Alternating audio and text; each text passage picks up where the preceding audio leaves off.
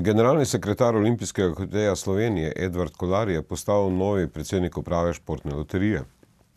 Na seji nadzornega sveta je Kolar dobil glasove 3 od 6 članov, med drugim tudi odločilno podporo prvega nadzornika Ljuba Jasniča, ki ima dvojni glas.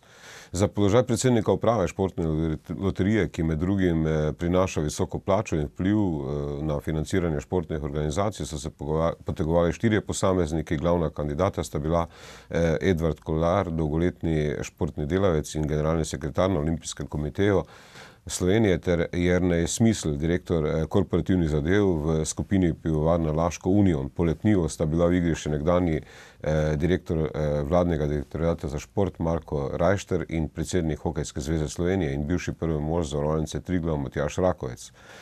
Kolarja naj bi že ves čas podpiral predsednik nadzornega sveta Športne loterije Ljubo Jasnič ter dolgoletni šef OKS Janez Kocijančič.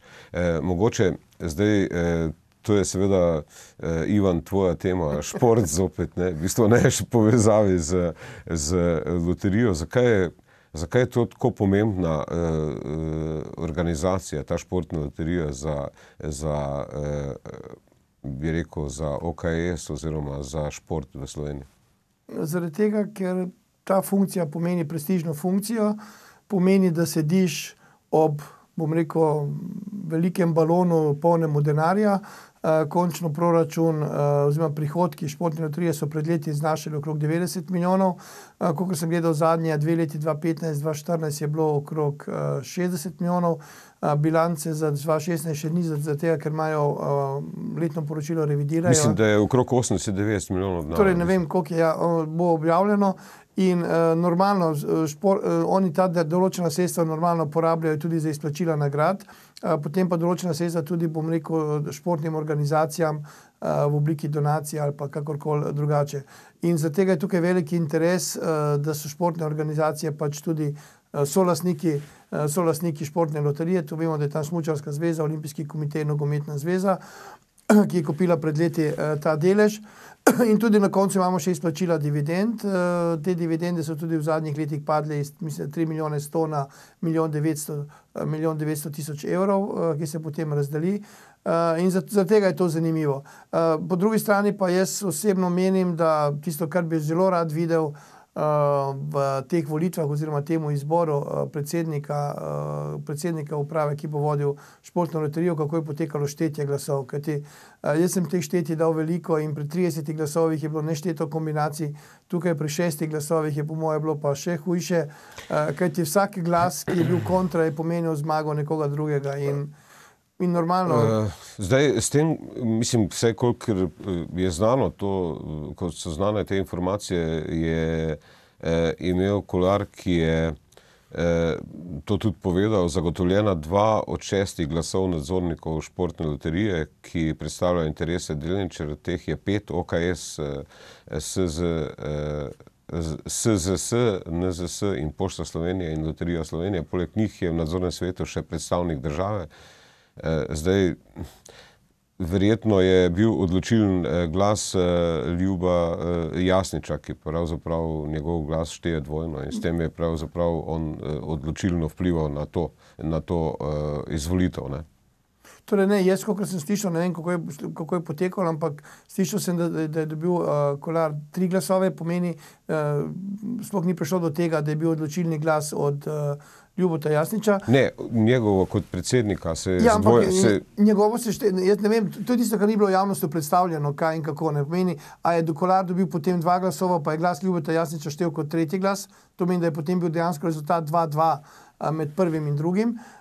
Pa je potem njegov glas štel za več, oziroma tako, kot je bilo predstavljeno, 3 glasove. In tukaj bi morala tudi, bom rekel, javnost biti obveščena, kaj je, ampak v končni fazi on je izbran. Jaz skoraj ne verjamem, da že prej niso vedeli, da bo izbran, kajti te zadeve so že prej razčiščene in jasne, zaradi tega so tudi v ozadju vodile take bitke, ko smo lahko danes brali na enem od portalov, ne. Ampak zakaj misliš, da je bilo tako pomembno, ali bo zmagal kandidat Aleksandra Čeferina ali bo zmagal v bistvu kandidat Janeza Kocijančiča, ki ga je Janez Kocijančič več čas podpiral, ne, zdaj. Če bi zmagal kandidat Aleksandra Čeferina, potem bi Aleksandar Čeferin pričakoval, da bo ta kandidat delal tako, kot mu bo on povedal, kot imamo zdaj primer v nogometni zvezi. Bi potem nogometna zveza lahko dobila več sredstev, čeprav to je težko, kajti odloča v končni fazi tudi skupščina, ampak to je v tem primeru bilo skoraj nemogoče, kajti Olimpijski komitej ne bo izpustil take funkcije iz svojih rok in normalno je, da je tukaj tudi, bom rekel, Kocijančič in bom rekel ta njegova veja, da so zmagali in tudi imeli so, bom rekel, predsednika nadzornega odbora, ki je to lahko tudi tako izglasoval. Po drugi strani pa gre za, torej Kolar je bil, pa je še generalni sekretar Olimpijskega komiteja, kar je določena prednost v tem konkretnem primeru. Zdaj, Andreja, ti se spomniš, v bistvu, kako je sploh ta zgodba z športno loterijo se začela? Mislim, če se mogoče spomniš še tistih podarim, dobim in teh akcij. Ja, ampak takrat sem bila zelo mlajša. Zakaj misliš, da je tako pomembna ta bitka za športno loterijo? Ali gre samo za denar ali gre tudi za prestiž po tvojem? Gre tudi za prestiž in vpliv. Konec, to je kot eno pravo veliko podjetje, 30 zaposlenih, prej smo videli, omenil si, za kakšno veliko vsoto upravljajo in s tem dobijo tudi svojo moč, tako da je logično, da se bodo okrog tega, lahko bi rekli, grebali pa zavzemali, da dobijo ali pa da lahko to vodijo. Prej smo ugotovili, da je sedaj predsednik uprave postal, mi smo rekli, mlada oseba, to se pravi, je letnik 70. Meni je bilo všeč, ker to pomeni, da ima pogled tudi na ta sodoben svet. On je rekel, da ta portfelj produktov športne loterije bo spremenil v digitalno igranje.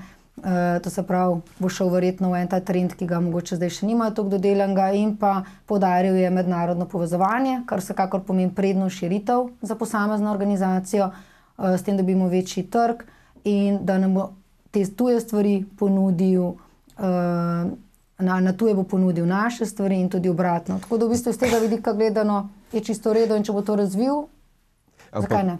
Ne, se nič ne rečem, ne, ampak v zadnjem času, Ivan, so se zgodile nekatere presenetljive kadrovske poteze, recimo, kaj jaz vem, direktor Hita je postal nekdo, ki se je ukvarjal z zbiranjem odpadkov oziroma z predelavo, potem tu direktor športne loterije, ki je vendarle, po mojem, moraš nekaj vedeti o tej športni loteriji, da jo lahko vodiš, ne, je postal nekdo, ki pač se ukvarja ki je poklicni športnik ali pa v bistvu se ukvarja znotraj OKS-a. V teh primerih je samo pomembno, da je naš na določenem mestu. Vse ni toliko pomembno.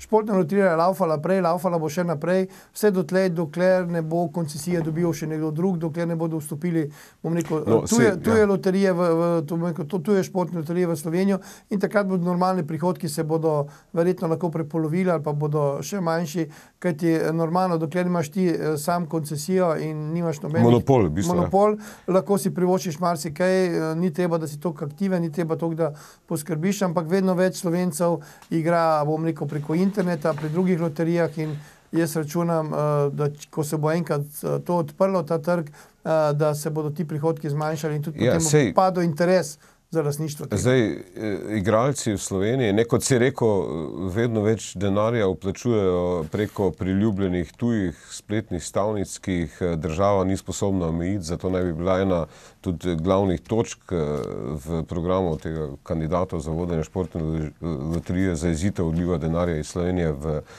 bolj konkurenčne tuje stavnice.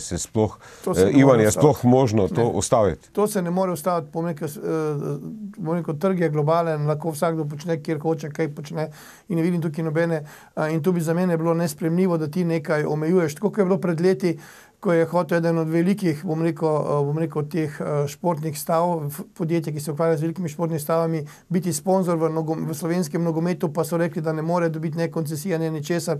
In če bi njega takrat spustili v Slovenijo, bi veliko, tudi športnih ustanov dobilo večja sredstva, ampak ne enostavno, ker je športna loterija hotela imeti monopol, katera tudi solastnica je Loterija Slovenije, je to vse zaprti krog in potem se lahko tudi kupčkajo s temi funkcijami in se te funkcije delijo želijo. Jaz vsakemu privoščim, da na tej funkciji uživa in da mu je lepo in da tudi kaj naredi, ampak enostavno, veste, avtomobil ali pa vlak, ki že vozi in ne bom rekel, ne potrebuje strojevodjo, ampak mora imeti strojevodjo.